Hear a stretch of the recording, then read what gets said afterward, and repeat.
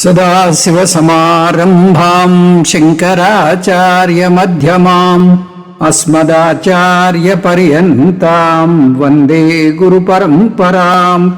హరిః ఓం శ్రీ గురుభ్యో నమః. హరిః ఓం. ఈరోజు మనం భగవద్గీత సంక్షిప్తంగా మొదలు పెట్టుకోబోతున్నాం. ముందుగా మొదటి అధ్యాయాన్ని అధ్యయనం చేద్దాం. ఈ అధ్యాయాన్ని అధ్యయనం చేసే ముందు కొంచెం సూక్ష్మంగా వేదాంత పరిచయాన్ని కూడా చేసుకుందాం. సర్వం పరవశం దుఃఖం సర్వమాత్మవశం సుఖం ఏతద్విద్యాత్ సమాసేన లక్షణం సుఖదుఃఖయోః. మనుస్మృతిలో వస్తుంది ఇది. స్వేచ్ఛ ఆనందం, బంధం దుఃఖం, ఇవి సుఖదుఖాల సాధారణ నిర్వచనాలుగా తెలుసుకోండి. ఈ శ్లోకం సుఖదుఖాల గురించి రెండు ప్రాథమిక సత్యాలను వెల్లడి చేస్తోంది. సర్వం పరవశం దుఃఖం, పరుల మీద ఆధారపడితే ప్రతిదీ దుఃఖహేతు అవుతుంది. సర్వం ఆత్మవశం సుఖం, మీ మీదే మీరు ఆధారపడితే అది ఆనందహేతు అవుతుంది. ఏతత్ విద్యాత్ సమాసేన లక్షణం సుఖదుఃఖయోః. టుకీగా చెప్పాలంటే ఆధారపడడం దుఃఖం, స్వేచ్ఛగా ఉండడం ఆనందం. ఈ గొప్ప సత్యాన్ని శాస్త్రం బోధించడమే కాదు, మన అనుభవం కూడా నిరూపిస్తోంది ఇదే విషయం. స్వామీజీ బోధ వినడానికి మీరు ఒక చోటకి వెళ్ళాలంటే బస్సులోనో, ఆటోలోనో, కారులోనో ప్రయాణం చేసి వెళ్ళాలి. బస్సులో వెళ్ళడం వల్ల కలిగే ఇబ్బందులు ఏమున్నాయో మీకే తెలుసు. అనుకున్న సమయానికి రాదు, వచ్చిన ఆమడ దూరంలో ఆగుతుంది, లేదా ప్రయాణికులతో ఆ బస్సు కిక్కిరిసి ఉండి మీకు కూర్చునేందుకు సీటు దొరకకపోవచ్చు. అంత జనాల్లో జేబు దొంగలు కూడా ఉంటారు, మీ పర్సు కొట్టేయవచ్చు. బస్సు మీద ఆధారపడితే ఎదురయ్యే సమస్యల్లో కేవలం ఇవి కొన్ని. పోనీ ఈ సమస్యలు తప్పించుకుందామనుకుని ఆటో ఎక్కుదామనుకున్నారనుకోండి, అక్కడ సమస్యలు తప్పవు. ఆటో డ్రైవర్ ఎక్కడికి వెళ్ళాలి, మళ్ళీ మిమ్మల్ని వెనక్కి తీసుకురావాలా అంటాడు. 200 రూపాయలు 300 రూపాయలు ఇమ్మని నిర్బంధం చేస్తాడు. మీకు రక్తం ఉడికెత్తుకుపోతుంది. ఇదంతా పరవశం దుఃఖం. ఈ బాధలు పడలేక ఇక మీదట బస్సులోనూ ఆటోలోనూ వెళ్ళలేను, నా స్వంత కారులో వెళ్తాననుకుంటారు. దీన్ని కౌపీన సంరక్షణార్థం అయం పటాటోపహ అంటారు. ఈ సమస్యలను తప్పించుకోవడానికి మీరు కారు కొంటే ఆ కారుతో పాటు కొత్త సమస్యలు కొని తెచ్చుకుంటున్నారన్నమాట. రోజు విడిచి రోజు కారు రిపేర్కి వస్తుంది. మెకానిక్ మీకు కావలసిన సమయానికి తిరిగి ఇవ్వడు. ఈ సమస్యలన్నింటినీ విశ్లేషిస్తే అన్నింటిలోనూ సమానంగా ఉన్న సత్యం ఒకటే. ఎక్కడ ఆధారపడడం వస్తుందో అక్కడ దుఃఖం వెన్నంటే ఉంటుంది. ఎందుకంటే ఆధారపడితే ఆశించడం ఉంటుంది. ఎదుటివారి నుంచి, బాహ్య వస్తువుల నుంచి మీరు చాలా ఆశిస్తారు. కానీ మనుష్యులు, వస్తువులు మీ అదుపులో ఉండవు కాబట్టి మీరు ఆశించినట్టు జరగకపోవచ్చు, జరగవచ్చు. నిజానికి జరగకపోయే అవకాశాలే ఎక్కువ. అలా జరగకపోతే ఆందోళన, దుఃఖం, ఒత్తిడి, నిరాశ, నిస్పృహలు చోటు చేసుకుంటాయి. ఎప్పుడు మీకు దుఃఖం కలిగిన దుఃఖ హేతువు ఏమిటో విశ్లేషించుకోవాలి. అప్పుడు మీకే కారణం తెలుస్తుంది. మీరు ఎదుటివారి నుంచి, వస్తువుల నుంచి, పరిస్థితుల నుంచి ఏదో ఒకటి ఆశిస్తున్నారు. ఆధారపడడం అంటూ ఉంటే ఆశించడం తప్పదు. ఆశించడం అంటూ ఉంటే ఆశాభంగం తప్పదు. ఆశాభంగం ఉంటే దుఃఖము తప్పదు. ఈ సమస్యను కొంచెం లోతుగా విశ్లేషిస్తే మీరు ఇతరుల మీద 3 కారణాల కోసం ఆధారపడుతున్నారని తెలుసుకుంటారు. 1, భద్రత. మీరు మీ భద్రత కోసం డబ్బు మీద ఆధారపడతారు. మీరు భద్రత కోసం ఇంటి మీద ఆధారపడతారు. షేర్లు కొనేది, కంపెనీలు పెట్టేది, ఉద్యోగాలు చేసేది, హోదా, పదవి కోరేది అన్నీ భద్రత కోసమే. భద్రత కోసం ఆధారపడుతున్నారు. భద్రత కోసం మనుష్యుల మీద, వస్తువుల మీద, పరిస్థితుల మీద ఆధారపడుతున్నారు. శాస్త్రం దీన్ని అర్ధ అంటుంది. అర్ధ పురుషార్థం పొందడం కోసం మీరు వీటి మీద ఆధారపడుతున్నారు. రెండోది సుఖం. మీ ఆనందం కోసం, జీవితాన్ని అనుభవించడం కోసం బాహ్య వస్తువుల మీద ఆధారపడతారు. బీచ్కి వెళ్తారు, సినిమాకి వెళ్తారు, సంగీత సభలకు, నాట్య ప్రదర్శనలకు వెళ్తారు. ఇవేవి కాదంటే ఇంట్లోనే పెద్ద టీవీనో రేడియోనో పెట్టుకుంటారు. అంటే మీ ఆనందం కోసం, మీరు విశ్రాంతిగా అనుభవించడం కోసం దేని మీదో ఆధారపడడం. ఇలా ఆనందం, సుఖం కోరుకోవడాన్ని కామపురుషార్థం అంటుంది శాస్త్రం. టూకీగా చెప్పాలంటే అర్ధపురుషార్థాన్ని కోరుకునేది భద్రత కోసం, అయితే కామపురుషార్థాన్ని కోరుకునేది సుఖం కోసం. ఇంకా మూడవది పుణ్యం. మన సాంప్రదాయంలో మనం మరణించాక మన శరీరాన్ని వదిలి జీవాత్మ వేరే లోకానికి ప్రయాణించి వెళ్తుందని నేర్చుకుంటాం. ఈ ప్రయాణం గురించి ఎలా తెలుస్తుంది? శాస్త్రమే చెబుతుంది. మరణించాక నీ వెంట ఎవరూ రారు. భార్య రాదు, పిల్లలు రారు. సినిమా పాటలో ఎవడి కోసం ఎవడున్నాడు, పొండిరా పొండి అని వస్తుంది. దీనికి జవాబు మనుస్మృతిలో చూస్తాం. మృతం శరీరం ఉత్సృజ్య కాష్టలోష్ట సమంక్షితౌ విముఖా బాంధవాయాంతి ధర్మస్థం అనుగచ్చతి. కట్టెలాగా ఉన్న అతని శవాన్ని లేదా కాలి బూడిదైన శరీరాన్ని వదిలేసి అతని స్నేహితులు, బంధువులు వెనక్కి తిరిగి వెళ్ళిపోతారు. అతని వెంట ఆ మరణమనే చీకట్లో వచ్చేది పుణ్యం మాత్రమే. ఎప్పుడైతే ఒక వ్యక్తిలో ప్రాణం పోతుందో అతని శరీరం కట్టెతో సమానం. దీన్ని వెంటనే నేల మీద పెట్టేస్తారు. కొంతమంది అయితే శవాన్ని ముట్టుకోవడానికి కూడా సందేహిస్తారు. ఒకవేళ శ్మశానానికి వెళ్ళిన దహన సంస్కారం అయ్యాక తలలు వంచుకుని వెనక్కి వెళ్ళిపోతారు. మరణం తర్వాత అతను చేసే ప్రయాణంలో వెంట ఎవరు వెళ్తారు? శాస్త్రం ధర్మః తం అనుగచ్చతి, ధర్మం మాత్రమే. అంటే అతను చేసిన పుణ్యకర్మ ఫలాలు మాత్రమే అతని వెంట వస్తాయి. అందువల్ల మనుషులు ఆధారపడే ఇంకొక అంశం ధర్మం. ధర్మం కోసం పిల్లల మీద ఆధారపడతారు. పుత్రుడు ఉంటే పరలోక గతి దొరుకుతుందని ప్రత్యేకించి పుత్ర సంతానాన్ని కోరుకుంటారు చాలామంది. పుత్రుడు పుట్టినా తనకు శ్రాద్ధ కర్మలు చేస్తాడో లేదో, తర్పణాలు వదులుతాడో లేదో అనే భయం పీడిస్తుంది. అంతేకాదు పిల్లవాడు ప్రయోజకుడు అవుతాడో లేదో, అయితే పెళ్లి చేసుకుంటాడో లేదో, వచ్చే కోడలు మంచిదో కాదో బెంగలు కూడా పీడిస్తూ ఉంటాయి.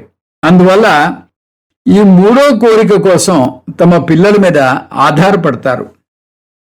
ఏదైనా ఇహలోక సుఖాల కోసమైనా పరలోక గతి కోసమైనా ఎదుటివారి మీద ఆధారపడడం అంటూ జరిగితే జీవితం దుఃఖభూయిష్టంగానే ఉంటుంది. ఎందుకు? సర్వం పరవశం పుత్రవశమపి దుఃఖమేవా. మరైతే దీనికి పరిష్కారం ఏమిటి? సర్వం ఆత్మవశం సుఖం. దీనికి పరిష్కారం మీ మీదే మీరు ఆధారపడ్డాం. భద్రత కోసం, ఆనందం కోసం, పరలోక ప్రాప్తి కోసం మీ మీదే మీరు ఆధారపడితే సుఖం. మీ మీదే మీరు ఆధారపడితే మీరు జీవన్ముక్తులు అవుతారు. అంటే ఇక్కడే ఇప్పుడే జీవించి ఉండగానే మోక్షం పొందుతారు. అర్ధ కామ ధర్మాల కోసం ఎవరి మీద ఆధారపడరు. మీలోనే భద్రతను పొందుతారు. మీరు బాహ్యంగా ఆనందాన్ని వెతుక్కోరు. మీరు మరణించాక పిల్లలు మీకు చేసే కర్మ కోసం ఆశించరు. వారు పెట్టే శ్రాద్ధ కర్మలు, వదిలే తర్పణాల కోసం ఎదురు చూడరు. మీ ధర్మం మిమ్మల్ని వెన్నింటి వస్తుందని నేర్చుకుంటారు. అలా చేస్తే మిమ్మల్ని జీవన్ముక్తుడు అంటారు. ఈ జీవన్ముక్తుడు గురించి శాస్త్రంలో వివరంగా వస్తుంది. నైవతస్య కృతేనార్థో నాకృతే నేహ కశ్చన నచాస్య సర్వభూతేషు కశ్చిదర్థ వ్యపాశ్రయః. 3వ అధ్యాయంలో 18వ శ్లోకం భగవద్గీతలో. జ్ఞానికి కర్మలు చేసినా చేయకపోయినా ఏ ప్రయోజనము ఉండదు. అతను దేనికి ఎవరి మీద ఆధారపడ్డు. ఈ జ్ఞాని తన భద్రత కోసం బ్యాంకు బ్యాలెన్స్ మీద, షేర్ల మీద, ఎఫ్డీల మీద, కుటుంబ సభ్యుల మీద ఆధారపడ్డు. అతను తన మీదే ఆధారపడతాడు. సుఖం కోసం టీవీ, సినిమాల మీద ఆధారపడతాడా? గీత ఇలా అంటుంది, ప్రజహాతి యథా కామాన్ సర్వాన్ పార్థ మనోగతాన్ ఆత్మన్యేవాత్మనా తుష్టః స్థితప్రజ్ఞశ్చోచ్యతే. కృష్ణ పరమాత్మ ఇలా అన్నాడు, ఓ పార్థ, మనసులోని కోరికలన్నీ పూర్తిగా తొలగిపోయి ఆత్మ ద్వారా ఆత్మలోనే సంతుష్టమైన వానిని స్థితప్రజ్ఞుడు అంటారు. ఆత్మన్యేవాత్మనా తుష్టః, అర్థపురుషార్థం కోసం, కామపురుషార్థం కోసం ఎవరి మీద ఆధారపడ్డు, తనలోనే తను రమిస్తాడు.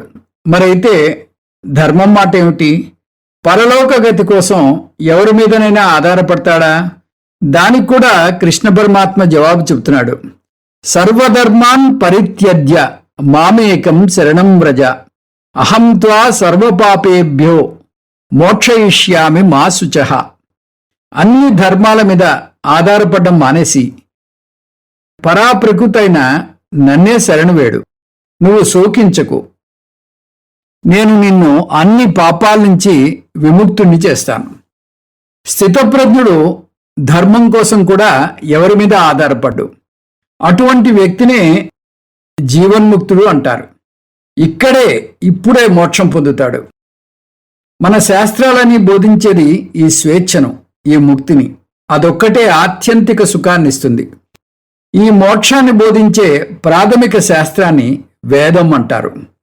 దాన్నే శృతి అని కూడా అంటారు. వేదం పరమ పురుషార్థమైన మోక్షం లేదా ముక్తిని బోధిస్తుంది. ఈ వేదాలలోని అంశాలను మళ్లీ వివరంగా కొందరు ఋషులు రచించారు. వాటిని స్మృతి గ్రంథాలు అంటారు. ఆ విధంగా మనకు 2 స్థాయిల్లో శాస్త్రం ఉంది. అవి మూల గ్రంథము, స్మృతి గ్రంథము. మూల గ్రంథాలను శృతి గ్రంథాలు అంటారు. వేదాలను అపౌరుషేయాలు అంటారు. అంటే అవి పురుష బుద్ధిలోంచి వచ్చినవి కావు, సాక్షాత్తు భగవానుడు వెలుగుచ్చినది. ఋషులు వారి సత్వగుణంతో ఈ వేదాలను అందుకున్నారు. స్మృతి గ్రంథం ఋషులు వేదాల నుంచి కొన్ని అంశాలు తీసుకుని మళ్ళీ తిరిగి రచించారు. వారి స్మృతి నుంచి, అంటే వారి జ్ఞాపక శక్తి నుంచి వచ్చింది కాబట్టి దీన్ని స్మృతి గ్రంథాలు అన్నారు. ఉదాహరణకు పరాశర స్మృతి, మనుస్మృతి, యాజ్ఞవల్క్య స్మృతి. పురాణం తర్వాత ఈ స్మృతి నుంచి పురాణాలు వచ్చాయి. అలా 18 పురాణాలు, 18 ఉప పురాణాలు వచ్చాయి. వాటిని వ్యాసాచార్యులు రచించారు. ఇవి కూడా వేదాలు ఆధారంగా వచ్చినవే. ఇవి కూడా ఆంతర స్వేచ్ఛను ఎలా పొందాలో బోధిస్తాయి. ఇతిహాసాలు తర్వాత ఇతిహాసాలు వచ్చాయి. ఉదాహరణకు మహాభారతం. దీనిలో కూడా వేదాల్లోని ప్రాథమిక బోధే ఉంటుంది, కాకపోతే ఇవి కథల రూపంలో ఉంటాయి. వీటిలో ఏ స్థాయి గ్రంథాన్ని తీసుకున్నా అన్నింటి సారం ఒక్కటే. ధర్మ అర్థ కామాలను పాటిస్తూ మోక్షం పొందడం ఎలా? ధర్మాన్ని మనలోనే పొందాలి, అర్థాన్ని మనలోనే పొందాలి, కామాన్ని మనలోనే పొందాలి. ఈ మూడింటిని బాహ్య వస్తువుల్లో కాకుండా మనలోనే పొందడమే మోక్షం అంటే. ఇంతవరకు ఆధారపడడం దుఃఖమని, స్వేచ్ఛగా ఉండడం సుఖమని చూశాం. కానీ వచ్చిన చిక్కు ఏమిటంటే ఎవరు వెంటనే స్వేచ్ఛ పొందరు. నిజానికి స్వేచ్ఛను సరాసరి పొందలేం. స్వేచ్ఛ పొందే ముందు ఎవరి మీద ఆధారపడక తప్పదు. అంటే ఆధారపడ్డం నుంచే స్వేచ్ఛ పొందగలం. దీనికి ఉదాహరణ చిన్న పిల్లవాడు నడక నేర్చుకోవడం. అతను ముందే తనంతట తాను నడిచేయలేడు. అందువల్ల మొదటి దశ దేన్నో పట్టుకుని నడవడం. తల్లి చేయి పట్టుకునో, వాకర్ పట్టుకునో, గోడ పట్టుకునో, కుర్చీ పట్టుకునో నడుస్తాడు. ఆ విధంగా పిల్లవాడు వీటిలో ఏదో ఒకదాన్ని పట్టుకుని నడవడం మొదలెట్టిన కొన్నాళ్లకు తన కాళ్ళలో బలం పుంజుకున్నాక తానే స్వయంగా నడవడం మొదలు పెడతాడు. అప్పుడు కూడా నిల్చోగానే కింద పడతాడు. అయినా పట్టు వదలక అనేక సార్లు కింద పడ్డాక స్వయంగా నడవడం నేర్చుకుంటాడు. అప్పుడు ఎవరి సహాయము అవసరం లేదు. ఈ పిల్లవాడు తల్లి గర్భంలో ఉండగా తల్లి మీద ఆధారపడ్డాడు ఎదగడానికి, ఆహారానికి. కానీ తల్లి గర్భంలో పూర్తిగా రూపుదిద్దుకున్నాక ఇంకా అక్కడే శాశ్వతంగా ఉండిపోలేదు. అందులోంచి బయటికి రావాలి. తల్లి గర్భం నుంచి స్వేచ్ఛ పొందాలి. ఒక పండు పండేదాకా పక్వం చెందడానికి చెట్టు మీద ఆధారపడాలి. కానీ ఒకసారి పండాక చెట్టు నుంచి రాలి కింద పడుతుంది. అంటే చెట్టు నుంచి స్వేచ్ఛ పొందుతుంది. అదేవిధంగా స్కూల్లో చేరిన పిల్లవాడు టీచర్ నుంచి విద్య పొందుతాడు. తొలి దశల్లో ఆధారపడతాడు, కానీ విద్య పొందగానే స్కూల్ నుంచి బయటకు వస్తాడు. అంటే స్వేచ్ఛ పొందుతాడు. పాఠాలు నేర్చుకోవాలి, ఎదగాలి, స్వేచ్ఛ పొందాలి. ఇటువంటి జీవనాన్ని శాస్త్రమే 2 దశలుగా విభజించింది. మొదటి దశ ఆధారపడే స్థాయి. మొదటి దశలో జగత్తు మీద ఆధారపడేలాగా చేసింది శాస్త్రం. కుటుంబం మీద, సమాజం మీద, వస్తువుల మీద ఆధారపడేలాగా చేసింది. ధర్మ అర్థ కామాలు పొందడానికి ఈ ఆధారపడడం తప్పదు. ఇలా జగత్తు మీద ఆధారపడే మొదటి స్థాయిని ధర్మపరమైన జీవనం ఉంటుంది శాస్త్రం. వేదం యొక్క మొదటి భాగం ఈ బోధ చేస్తుంది. దాన్ని వేద పూర్వభాగం అంటారు. ఈ వేద పూర్వభాగం ఆధారపడుతూ ఎదిగే పద్ధతిని నేర్పిస్తుంది. శారీరకంగా, భావపరంగా, బుద్ధిపరంగా, భక్తిపరంగా ఎదగాలి ప్రతి ఒక్కరూ. అలా ఎదగడానికి సమాజం మీద, ధర్మం మీద, మొత్తం మానవాళి మీద, అంతెందుకు మొత్తం ప్రపంచం మీద ఆధారపడాలి. ఈ ఆధారపడే స్థాయిని వేద పూర్వభాగం బోధిస్తుంది. విముక్తి పొందే స్థాయి. దీని తర్వాత స్థాయిలో ఆధ్యాత్మికంగా ఎదుగుతారు. ఇందులో మనిషి క్రమేపీ జగత్తు నుంచి విడిపడతాడు. ఇది ఎలా చేయాలో వేదాంత భాగం, అంటే వేదంలోని 2వ భాగం బోధిస్తుంది. న కర్మణ న ప్రజయ ధనేన త్యాగే నైకే అమృతత్వ మానసు పరేణ నాకం నిహితం గుహాయాం విభ్రాజతే యద్యతయో విశంతి వేదాంత విజ్ఞాన సునిశ్చితార్థ సన్యాస యోగాత్ యతయ శుద్ధ సత్వాః తే బ్రహ్మలోకేషు పరాంతకాలే పరామృతా పరిముచ్యంతి సర్వే. అమృతత్వాన్ని కర్మ వల్ల, పిల్లల వల్ల, ఐశ్వర్యం వల్ల పొందలేరు. కొంతమంది అమృతత్వాన్ని త్యాగం చేయడం వల్ల పొందారు. వారు పొందిన అమృతత్వం స్వర్గం కన్నా శ్రేష్టమైంది. అది స్వచ్ఛమైన మనస్సులో బాగా ప్రకాశవంతంగా వెలుగుతుంది. ఆత్మ సంయమనం కోసం పాటుపడి కర్మయోగం పాటించి చిత్తశుద్ధి పొంది వేదాంత బోధలో నేర్పించిన జ్ఞానం పొంది బ్రహ్మజ్ఞానంలో నిలబడిన జ్ఞాననిష్ఠులు వారి దేహ పతనానంతరం విదేహముక్తి పొందుతారు. ఈ 2వ దశలో ఆధారపడడం దశ నుంచి ఎదిగిన వ్యక్తి ఎలా పూర్ణత్వం, ఆనందం, భద్రత తనలోనే వెతుక్కుంటాడో కూడా వేదాంతం చెబుతుంది. అదృశ్యే అనాత్మ్యే అనిరుక్తే అనిలయనే అభయం ప్రతిష్టాం విందతే అత సో భయం గతో భవతి. తైత్రీయంలో ఈ విషయం వస్తుంది. ఎప్పుడైతే మనిషి బ్రహ్మస్వరూపంలో నెలకొని ఉంటాడో అప్పుడే అతను అభయం పొందుతాడు. కానీ ఒక విషయం ఎప్పుడూ గుర్తుంచుకోవాలి. మీరు ఆధారపడడానికి ప్రయత్నిస్తుంటే చివరికి ఈ ఆధారపడడం స్వతంత్రానికి దారితీయాలి. అప్పుడే ఈ పరతంత్రం ఆరోగ్యకరమైన పరతంత్రం అవుతుంది. దానికి భిన్నంగా శాశ్వతంగా ఆధారపడితే వారికి బంకలాగా అతుక్కుపోయి జీవితాంతం పరతంత్రంగా బతికితే అది వ్యసనం అవుతుంది. అటువంటి పరతంత్రం అనారోగ్యకరం. ఈ విధంగా 2 రకాల పరతంత్రం ఉంది. ఆరోగ్యకరమైనది, అనారోగ్యకరమైనది.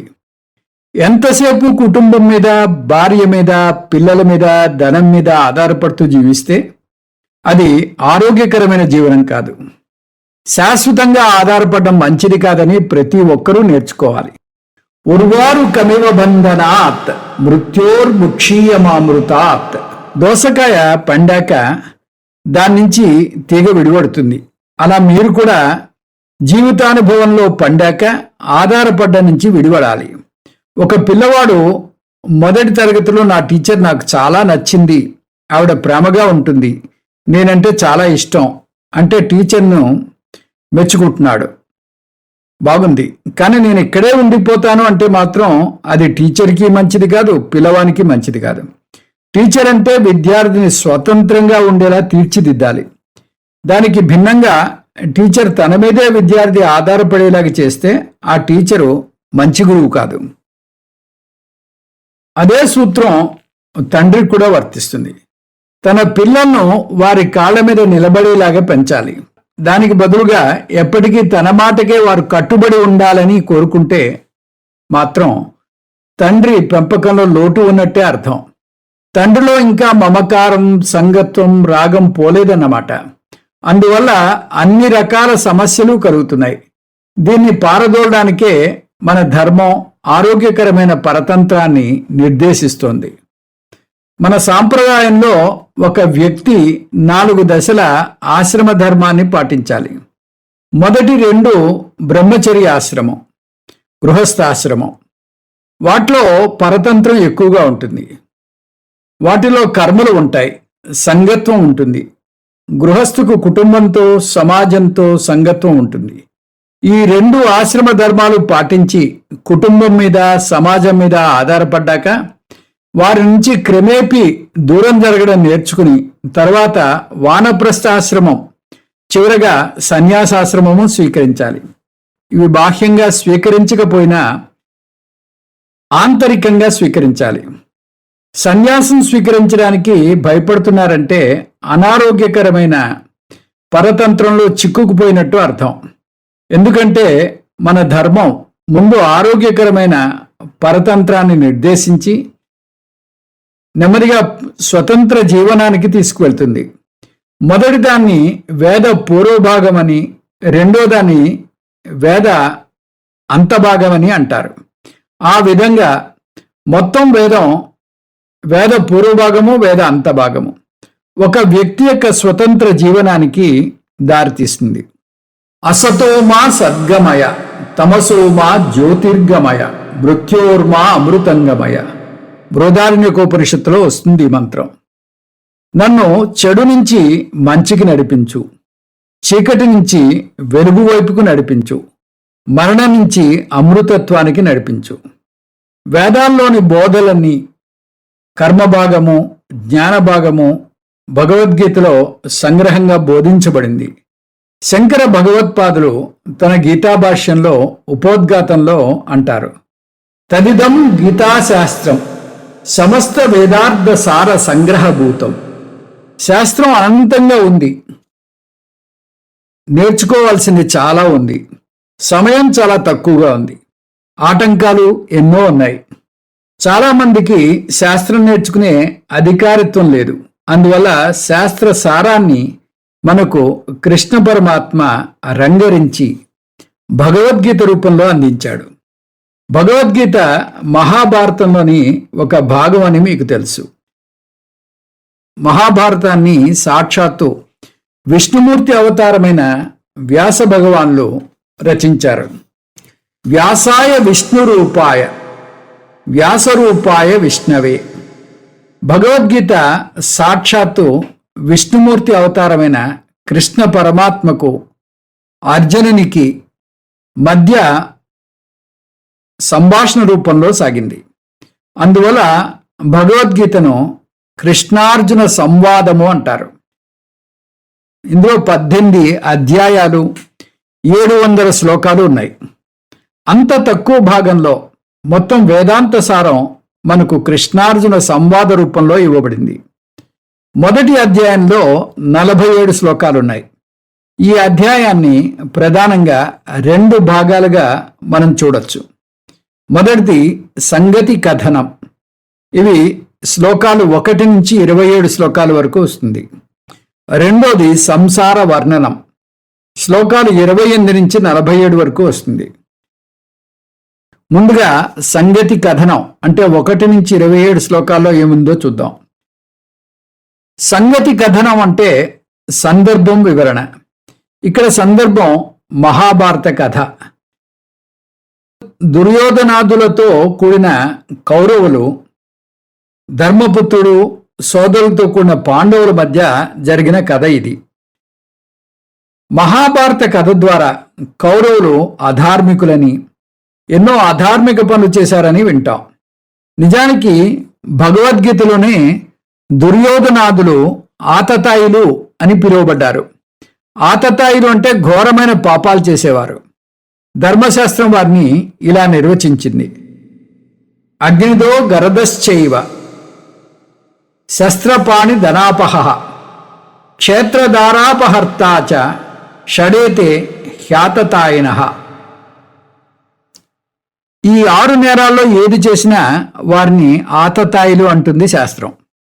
అవి అగ్నిదహ, ఇంకొకరి ఇంటికి నిప్పు పెట్టడం; గరదహ, ఒక వ్యక్తికి విషాన్ని ఇవ్వడం; శస్త్రపాణి, చేతిలో శస్త్రం ఉందని ఇష్టం వచ్చినట్టు వాడడం; ధనాపహ, ఇంకొకరి సొమ్మును దొంగిలించడం; క్షత్రాపహర్త, ఇంకొక వ్యక్తి స్థలాన్ని అపహరించడం; దారాపహర్త, ఇంకొక వ్యక్తి భార్యను అపహరించడం. షడేతే హ్యాతతాయినః. ఈ 6 నేరాల్లో ఒక్కటి చేసినా వారిని ఆతతాయిలు అంటారు. అలాంటిది దుర్యోధను గొప్పదనం ఏమిటంటే అతను ఈ 6 నేరాలు చేశాడు, 6 పాపాలు చేశాడు. అతను మామూలు ఆతతాయి కాదు, మహా ఆతతాయి. అతను చేసిన ఈ ఆతతాయి పనుల వల్ల పాండవులు వనవాసం, అజ్ఞాతవాసం చేయాల్సి వచ్చింది. అది అయ్యాక కూడా వారి హక్కు ఉన్న రాజ్యాన్ని వారు తిరిగి పొందలేకపోయారు.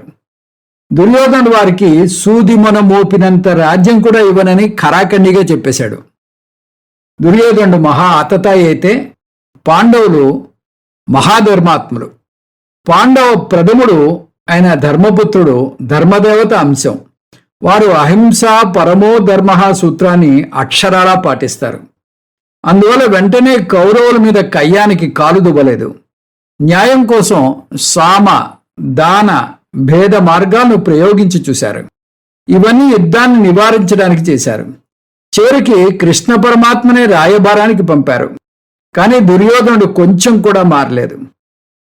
ఒక వ్యక్తి సామ, దాన, భేద మార్గాలకు లొంగకపోతే అతని మీద చివరి ఉపాయమైన దండోపాయాన్ని ప్రయోగించవచ్చు అని శాస్త్రమే బోధిస్తుంది. దండం అంటే హింస లేదా శిక్షించడం. అందువల్ల అహింస ఆత్యంతిక విలువ కాదు. కొన్ని సందర్భాల్లో అహింసను పాటించలేం, దండనను పాటించవచ్చు. కానీ దానికి 2 నియమాలున్నాయి. ఒకటి సామ, దాన, భేద ఉపాయాలు వాడి వాటి వల్ల ప్రయోజనం లేకపోతేనే ఉపయోగించాలి.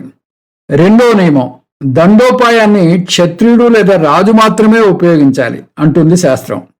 అంటే బ్రాహ్మణుడు, వైశ్యుడు, శూద్రుడు ఎవరిని హింసించకూడదు. క్షత్రియునికి మాత్రమే ఎవరినైనా హింసించే హక్కు ఉంది. అది కూడా పై మార్గాలు విఫలమైతేనే, ధర్మరక్షణ కోసం మాత్రమే. పాపం పాండవులు చాలానే ఓపిక వహించారు. అన్ని మార్గాలు విఫలమయ్యాక ఇంకా తప్పనిసరి పరిస్థితుల్లో యుద్ధం ఒక్కటే పరిష్కారం అని నిర్ణయించుకున్నారు. ఆ యుద్ధం కూడా పాపం కాదని, అది ధర్మయుద్ధమని వారందరికీ తెలుసు. వారి మీద మీరు భావపరంగా ఆధారపడిన దాన్ని బట్టి మీకు శోకం కలుగుతుంది అంటారు వ్యాస భగవానుడు. ఆ మాటకొస్తే మనకు భీష్మ ద్రోణుల మీద ఏ విధమైన రాగం ఉండకపోవచ్చు, కానీ అర్జునికి ఉంది. భీష్మ పితామహుడు అర్జున్ని ఆలనా పాలన చూసి ఉండవచ్చు, తన ఒళ్ళో కూర్చోబెట్టుకుని కథలు వినిపించి ఉండవచ్చు. అతని రాగం తీవ్రంగా ఉంది కాబట్టి శోకం కూడా తీవ్రంగా ఉంది.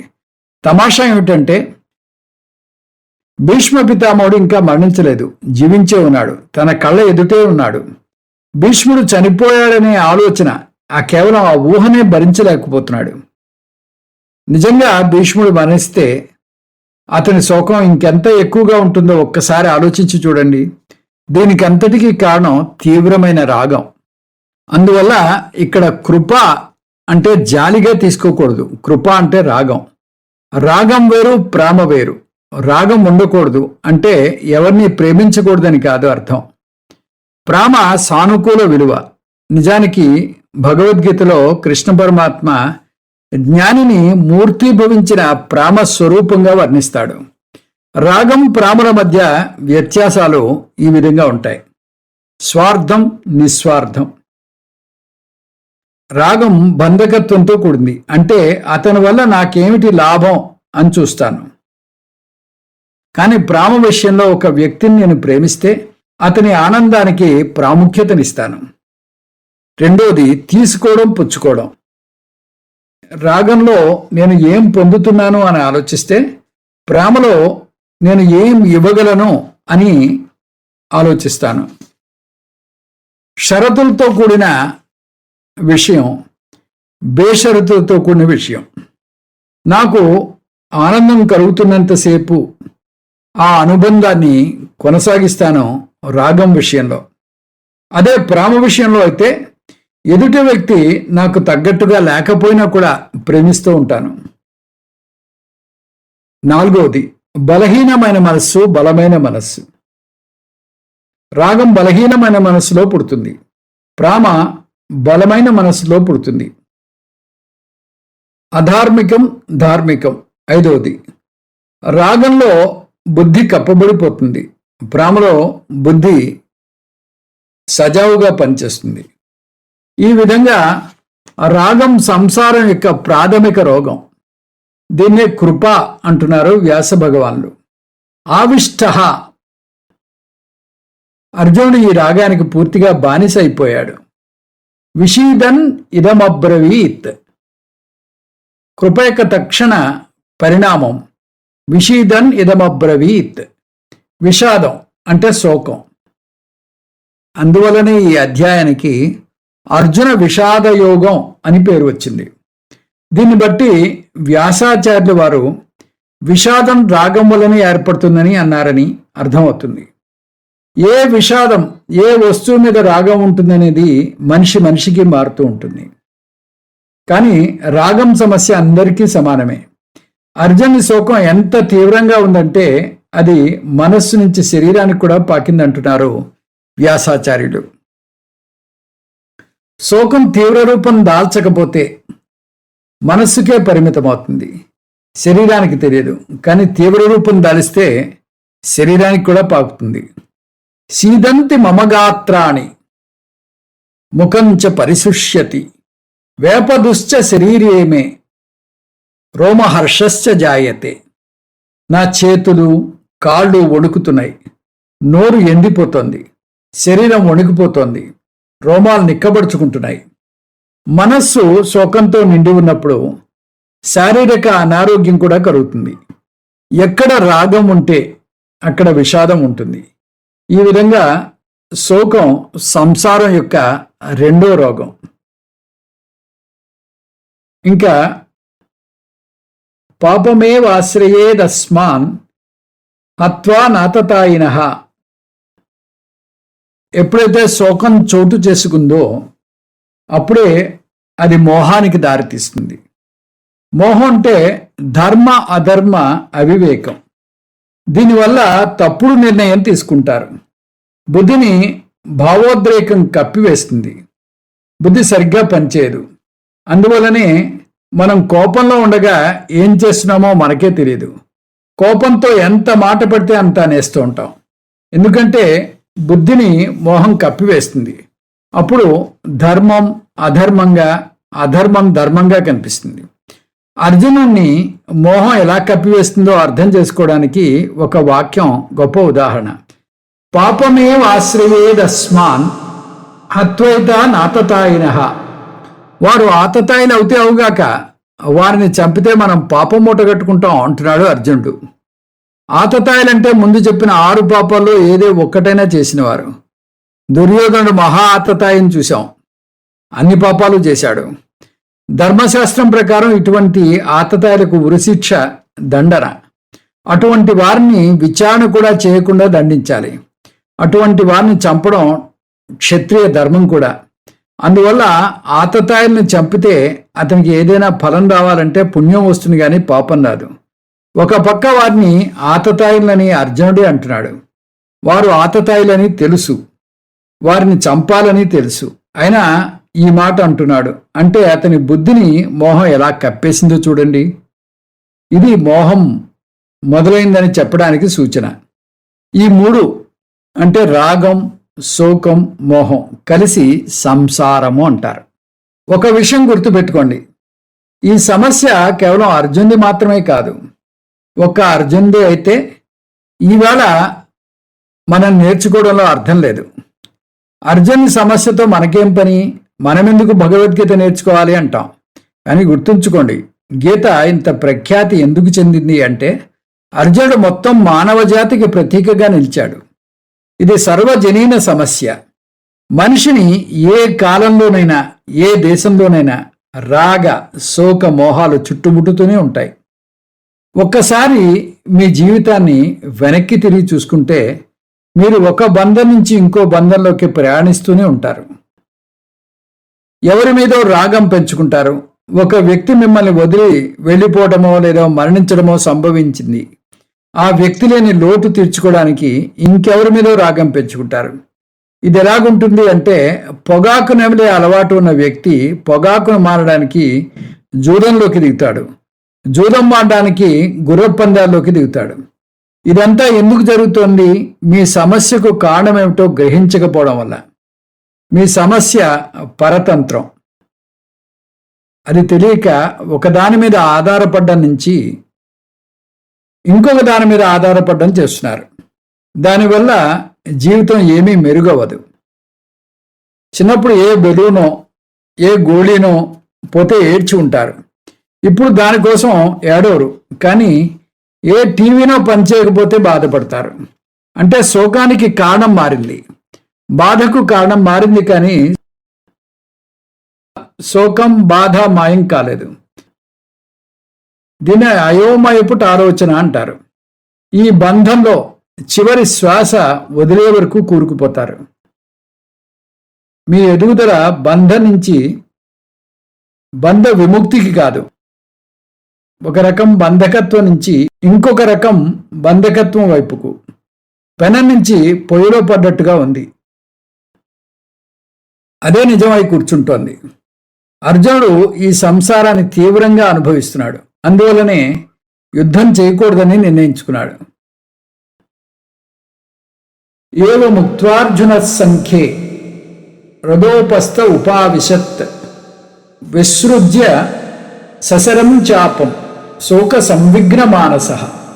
ఈ విధంగా పలికి శోకంతో కలత చెందిన మనస్సు గల అర్జునుడు తన ధనుర్బాణాలను పక్కన పడేసి రథంలో చతికిలబడ్డాడు.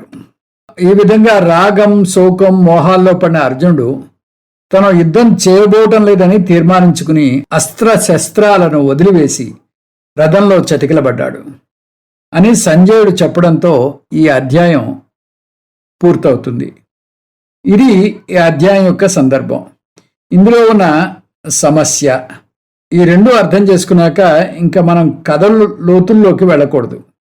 ఎందుకంటే మొదటి అధ్యాయాన్ని చదవగానే సాధారణంగా అందరికీ వచ్చే సందేహం ఒకటే. కృష్ణార్జున సంవాదం 18 అధ్యాయాలకు సాగితే కనీసం పారాయణం చేయడానికే 3 గంటలు పడుతుంది. అన్ని గంటలు శత్రు సైనికులు మాటా పలుకు లేకుండా ఎలా కూర్చున్నారు? అసలు యుద్ధభూమిలో ఆధ్యాత్మిక బోధ జరగడం ఎలా కుదురుతుంది? కొంతమంది అయితే అర్జునుడు చరిత్రలో నిజంగా ఉన్నాడా, ఇది కాల్పనిక పాత్ర అని అడుగుతారు. ఇప్పుడు కురుక్షేత్రం అన్న పేరు ఉన్న ఊర్లో జరిగిందా, లేకపోతే దానికి 15 మైళ్ళ దూరంలో ఎక్కడైనా జరిగిందా? అసలు బోధన వదిలేసి ఈ సందేహాల్లో మునిగి తేలుతూ ఉంటారు చాలామంది. నిజానికి శంకర భగవత్పాదులు మొదటి అధ్యాయానికి భాష్యం రాయనే లేదు. శంకర్లు ఈ కథాభాగాన్ని పట్టించుకోనే లేదు. మహాభారతం నిజంగా జరిగిందా లేదా అనవసరం శంకర్ల వారి దృష్టిలో. అది నమ్మితే నమ్మండి, లేకపోతే వదిలేయండి. కృష్ణ పరమాత్మ నిజంగా ఉన్నాడా? మహాభారత యుద్ధం 3102 బీసీలో జరిగిందా, 5000 బీసీలో జరిగిందా? ఇవన్నీ అనవసరం. కథలోని సారాంశం తీసుకోండి చాలు. కథలోని సారాంశం ఏమిటి? అర్జునుడు సంసార సమస్యలో చిక్కుకున్నాడు, ఇరుక్కున్నాడు.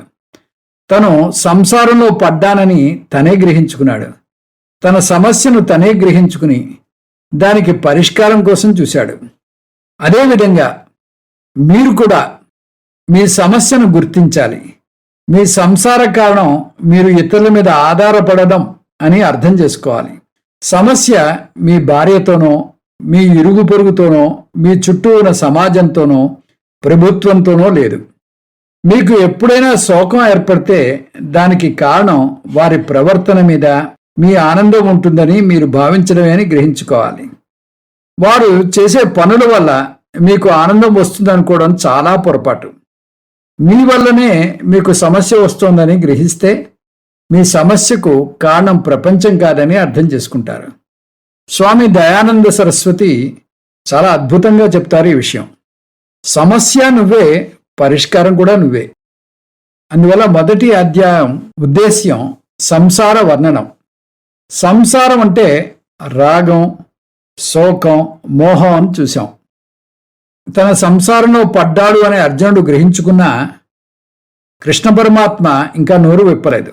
అర్జునుని సమస్యకు జవాబు తెలిసిన కృష్ణ పరమాత్మ ముందుకు రాలేదు, నిశ్శబ్దంగా ఉండిపోయాడు.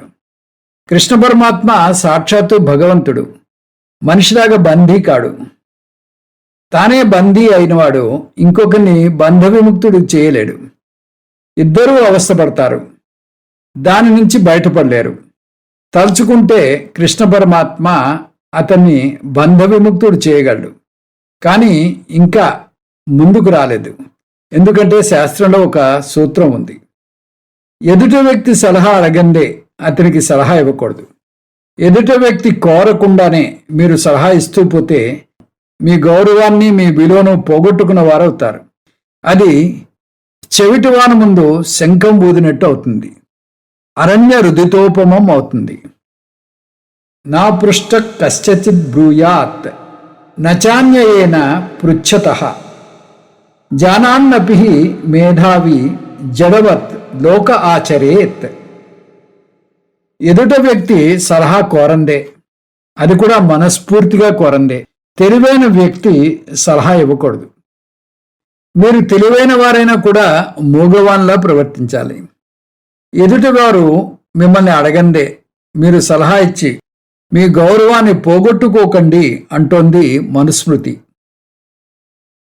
కానీ ప్రతి నియమానికి కొన్ని ఉల్లంఘనలు ఉంటాయి, కొన్ని సడలింపులుంటాయి. మీ పిల్లల విషయంలో వారు స్వయంగా నిర్ణయం తీసుకునే స్థాయికి ఎదిగేదాకా మీరు సలహాలు ఇవ్వచ్చు. అది కూడా కొన్నాళ్ళ వరకే, 16 ఏళ్ల వరకు అనుకోండి. రాజవత్ పంచవర్షాణి 10 వర్షాన్ని దాసవత్ ప్రాప్తేతు 16 వర్షే పుత్రం మిత్ర వదాచరేత్. పిల్లవానికి 16 ఏళ్ళు వచ్చే వరకు అతనికి సలహా ఇవ్వచ్చు. దాని తర్వాత అతన్ని మిత్రునిలా చూడాలి. మహా అయితే మిత్రునికి ఇచ్చినట్టుగా సలహా ఇవ్వాలి. ఒక తండ్రి తన కొడుకుతో మర్యాదగా ఇలా అన్నాడు, నీతో కొంత చర్చించాలి, రాత్రికి నా గదిలోకి రా. తండ్రి ఉద్దేశం చర్చించడం అంటే సలహా ఇవ్వడం. కానీ దాన్ని కొడుకు తండ్రి సలహా ఇచ్చే బదులు ఎదురు తన్నే అడగడానికి పిలిచాడు అనుకున్నాడు. రాత్రి తండ్రి గదిలోకి వచ్చి, చెప్పండి నాన్న, ఏ విషయంలో మీకు సందేహం ఉంది అన్నాడు. కొడుకు ఉద్దేశంలో తండ్రికి ఏమీ తెలియదు, తనకే బాగా తెలుసు. ఇప్పటి పిల్లలు అలాగే ఉన్నారు, వారే తండ్రికి సలహా ఇచ్చే పరిస్థితిలో ఉన్నారు. కొంతమంది పిల్లలైతే స్వామీజీ దగ్గరికే వెళ్ళి, స్వామీజీ మా నాన్న నేను చెబితే వింటం లేదు, మీరు చెబితే వింటారు, మీరు సలహా ఇవ్వండి అంటారు. అందువల్ల ఎదుటివారు సలహా తీసుకోవడానికి సిద్ధంగా లేకపోతే మీరు సలహా ఇవ్వకూడదు. మొదటి అధ్యాయంలో అర్జునుడు తన సమస్యను కనుగొన్నాడు, కానీ తన సమస్యను తానే పరిష్కరించుకోగలను అనుకున్నాడు.